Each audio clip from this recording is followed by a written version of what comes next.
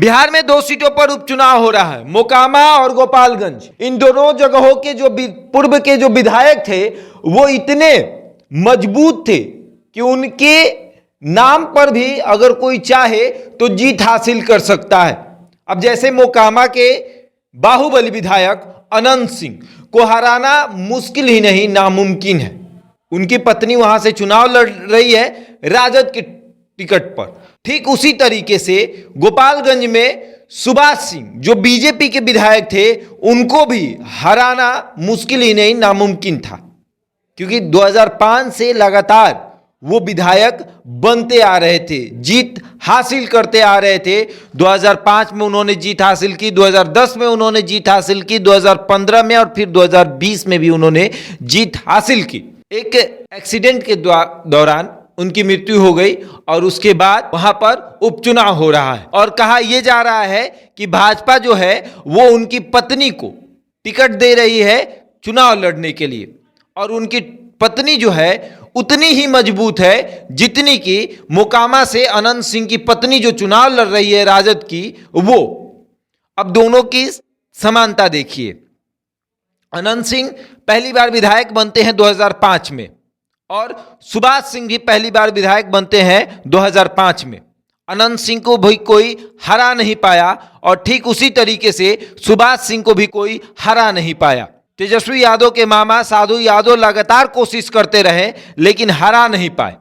अब दोनों को टक्कर देना बहुत बड़ी बात है। जितना एनडीए के लिए मोकामा चैलेंज है उतना ही महागठबंधन के लिए गोपालगंज चैलेंज है, क्योंकि गोपालगंज में सुभाष सिंह की पत्नी खड़ी है तो वहीं मोकामा में अनंत सिंह की पत्नी खड़ी है, और दोनों ही एक ऐसे विधायक की पत्नी है जिनको हराना मुश्किल ही नहीं नामुमकिन था। अभी से ही मोकामा में अनंत सिंह नाम गूंजने लगा है। अनंत सिंह को कोई ऐसे ही छोटे सरकार नहीं कहता था। छोटे सरकार मतलब एक तरफा राज करना, एक अलग सरकार चलाना। ठीक उसी तरीके से सुभाष सिंह भी अपने क्षेत्र के लिए नामी थे। सुभाष सिंह की एक तूती बोलती थी और उनको हराना मुश्किल ही नहीं नामुमकिन था। अब इस बात से समझ लीजिए कि सुभाष सिंह की तूती कितनी बोलती थी कि 2005 में जब वो विधायक बने 2020 तक उन्हें कोई हरा नहीं पाया। लालू यादव के साले साधु यादव लगातार कोशिश करते रहे लेकिन वो हरा नहीं पाए। 36,000 वोटों का मार्जिन होता था और वो हार जाते थे। 2020 के जो बिहार विधानसभा का चुनाव हुआ उसमें सुभाष सिंह बीएसपी यानी बहुजन समाज पार्टी के टिकट पर चुनाव लड़े और 36,000 वोट से हार गए, दूसरे नंबर पर थे।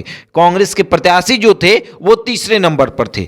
इसलिए हम ये बात कह रहे हैं कि गोपालगंज जितना एनडीए के लिए आसान है मोकामा उतना ही मुश्किल।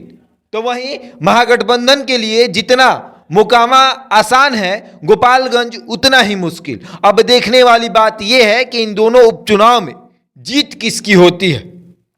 जिस तरीके से तारापुर और कुशेश्वर स्थान में चुनाव होता है और दोनों सीट जो है वो एनडीए के पाले में चली जाती है।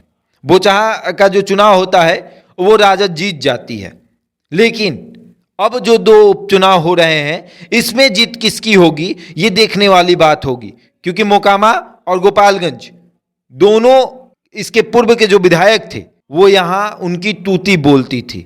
अब इनकी पत्नियों को हराना कितना मुश्किल होगा ये तो वक्त ही बताएगा और ये भी देखने वाली बात होगी। बहरहाल इस खबर में इतना ही। बने रहे हमारे साथ और देखते रहे द इंडिया टॉक।